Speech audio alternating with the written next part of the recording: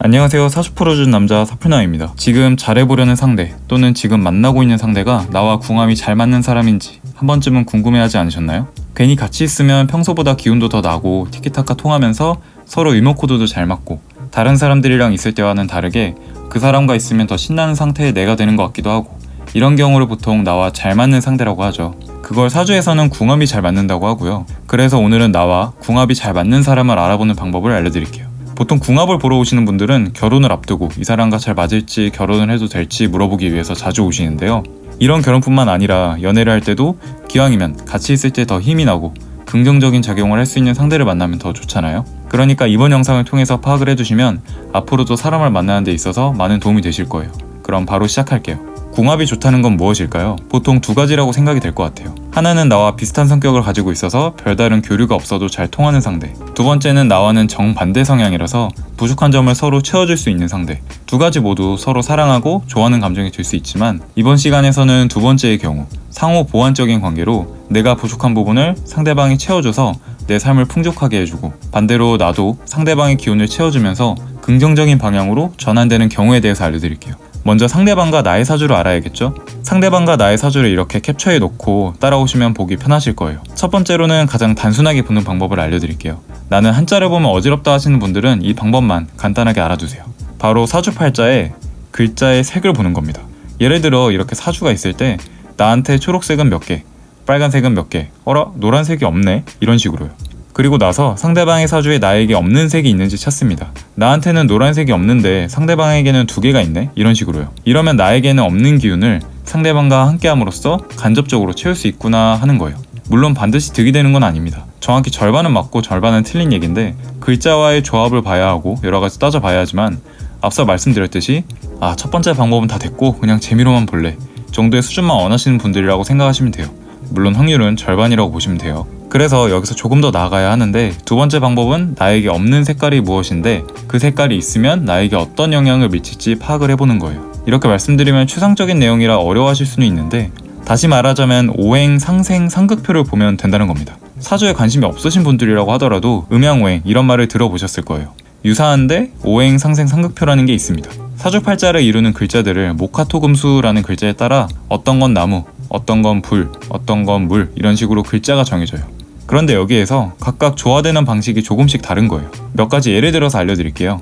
나무가 자라기 위해서는 물이 있어야죠. 이럴 경우에는 수, 생, 목이라고 해서 상생관계라고 합니다. 나무는 불을 뗄 수 있는 땔감이 되어주죠. 불이 타고 나면 땅에는 온기가 생기고 비옥해지고, 땅속에서 금속이 생겨나고, 금속이 차가워지면 물이 맺히고, 다시 물은 나무를 자라게 해줘요. 이런 상생의 관계가 나타날 때 좋은 관계일 확률이 높은 궁합을 가졌다고 예상할 수 있습니다. 그런데 이와는 반대로 상극이라는 것도 있어요. 아마 쟤랑 나랑 정말 상극이야 라는 이런 표현을 들어보신 적이 있으실 텐데, 바로 그 상극입니다. 오행 상생 상극표에서 한 칸 건너뛰면서 극에 영향을 미친다고 생각하면 좋아요. 나무는 땅에 뿌리를 내려서 영양분을 빼앗아가고, 불은 금을 녹이죠. 흙이 쌓이면 물길을 막을 수 있고, 칼은 나무를 자르고, 물은 불을 꺼버리죠. 이런 식으로 상생과 상극의 관계를 찾으면 상대방과 나의 궁합이 어떻게 될 것인가를 간략하게 확인할 수 있어요. 물론 목생화, 목극토 등등 각각의 상생과 상극에는 의미가 있지만, 제가 말씀드린 대로 자연에 빗대어 이해하시는 게 쉽게 이해되고 흥미를 가지시기에 좋을 거예요. 예시를 하나 들어드리면, 만약 내가 물이 많은 사주라고 했을 때 너무 많은 기운은 좀 억제시켜주고 없는 기운을 끌어주면 좋은 거니까, 물을 가져가 줄 수 있는 나무의 기운이 적당히 있는 사람과 만난다면 나의 과한 물의 기운을 흡수해주기 때문에 나와 잘 맞는 성향을 가질 수 있겠다 예상할 수 있어요.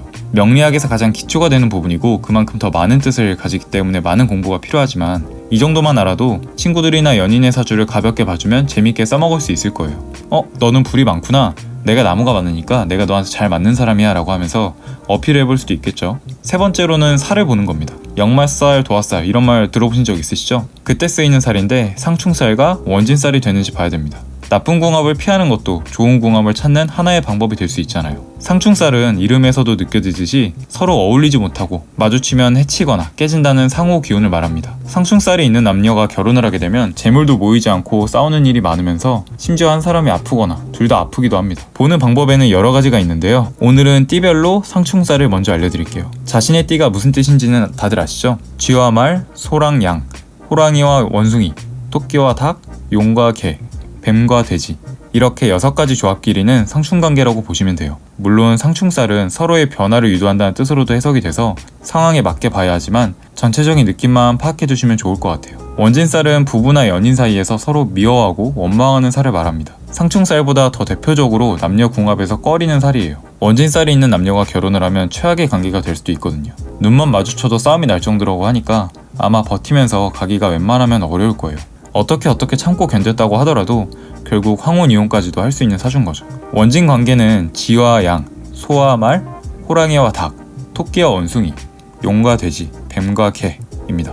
오늘은 좋은 궁합을 확인할 수 있는 3가지 방법에 대해서 말씀드렸어요. 색깔로만 구분하는 것은 사실 동전 던지기와 비슷하지만 오행, 상생, 상극을 이용해서 보는 것부터는 꽤나 의미 있는 사주풀이에요. 목화, 토, 금수의 관계만 잘 파악하고 있어도 사주를 이해하는 데 아주 많은 도움이 돼요. 거기다 피해야 하는 살을 신경 써서 보시면 최악의 사람은 피하고 좋은 사람을 만날 수 있는 기회를 늘릴 수 있겠죠? 이번 영상 도움 되셨다면 구독과 좋아요 부탁드립니다. 감사합니다.